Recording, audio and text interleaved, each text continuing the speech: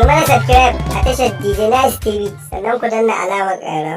Mun gode. Sarki Ali, na ji kamar an ci aure za ka yi ko? Magana yara kuma akwai zargi a cikinta. Wallahi ƙarya ake masa. Allah ko? To ƙarya ne Sarki Ali wace ce zi?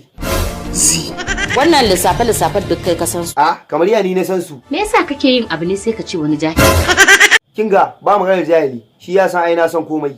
Matukar ba za ka rufe bakinka akan abin da ka gani ba.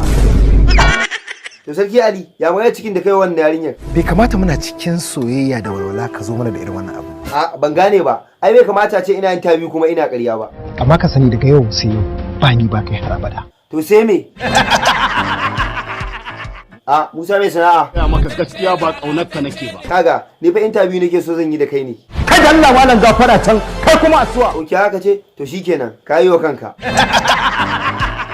Kai masa kuɗi ya dawo da su.